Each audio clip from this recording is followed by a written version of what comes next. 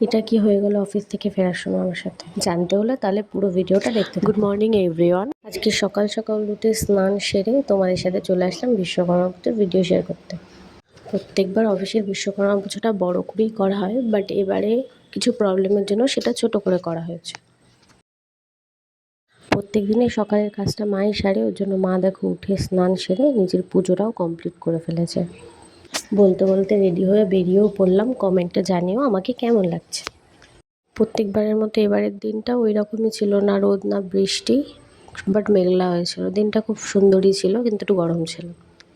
অফিসে এসে দেখি কেউ আসেনি, শুধু আমি এসছি একা। তারপর ভাবলাম বসে থেকে তো কাজ নিয়ে আমি আমার কাজটা শুরু করি, কারণ দায়িত্বটা তো আমার। ওই অফিসে আমি একাই ফিমেল স্টাফ, একজন অ্যাড হয়েছে, বাট ওকে আমি আসতে বলেছিলাম, বাট ও লেট ছিল সেদিন। আসলে পুজোর দিন বুঝতেই তো পারছো, কোনো গাড়ি ঘোড়াও ঠিকঠাক চলে না, ওর জন্য বাড়ির থেকে আসার জন্য টোটো পাচ্ছিল না, তার জন্য ও লেট ছিল। আগের দিন যেহেতু বাজার করা হয়ে গেছিলো, ওর জন্য এখন আমি একটু সব বার করে দেখে নিচ্ছি সব ঠিকঠাক আছে নাকি, আর এক এক করে বার করছি জিনিস। ফল কাটতে কাটতে সঙ্গীতাও চলে আসলো। আসার পর আমাকে জিজ্ঞাসা করছিলাম লেট হলো কেন, যেটা তোমাদের বললাম সেই কারণে ওর লেট হয়েছে। প্রত্যেকবার পুজোর এই গোছানোর দায়িত্বটা আমার উপরই থাকে, তাই সেটা আমি ঠিকঠাক পালন করার সবসময় চেষ্টা করি। চলো এবার তাহলে ফলগুলো আস্তে আস্তে কেটে নিই। তারপর সঙ্গীতা আসার পর ওকেও আমি কিছু কাজ দিয়ে দিলাম, সেই কাজটা ও করছে। প্রত্যেকবারের মতো যেমন সব গোছানোর দায়িত্বটা আমার উপর ছিল, তেমনি অফিসে সবাই লেট করেই এসেছিলো এইবারও প্রত্যেকবারের মতো। তারপর ওকে বললাম তুমি ওই মাটির যে জিনিসপত্র আছে ওগুলো একটু ভালো করে পরিষ্কার করে ধুয়ে নিয়ে আসো। ও ওর কাজে লেগে পড়লো, আমিও আমার কাজ করছি। প্রত্যেকবারের মতো এবারেও মা আমাকে সব জোগাড় করে দিয়েছে, ওর জন্য সব অফিসে নিয়ে এসেছিলাম। এই দেখো আমার ফল কাটাও কমপ্লিট হয়ে গেল, এবার একটু পরিষ্কার করে নেবো সব জায়গাটা। এই যে দেখো আমি এবার একে একে সব গুছিয়ে নিচ্ছি। একটু তাড়াতাড়ি করে হাত চালিয়েই করছিলাম, কারণ ঠাকুরমশাই 10টা টাইম দিয়েছিল, বাট উনি এসেছিলেন 1:30টার সময়। এবারে ঠাকুরের সাজার পালা, তাই ঠাকুরকে সাজিয়ে নেওয়া হচ্ছে। আমাদের গোছানো তো কমপ্লিট, এবার ঠাকুরমশাইয়ের অপেক্ষা। দেখো ঠাকুরমশাই এসেও গেছে আর পুজো শুরু হয়ে গেছে। চলো তাহলে মন দিয়ে পুজোটা করে নিই। দেখো দেখতে দেখতে আমি আবার একটা বছর কাটিয়ে ফেললাম এই কোম্পানিতে।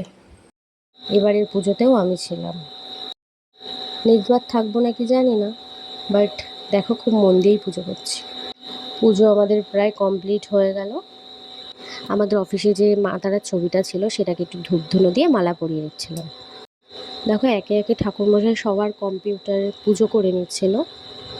তারপর ভেতরে যে ঘরে যে মেশিনপত্র আছে সেগুলো ঠাকুরমশাই পুজো করে নিচ্ছিল।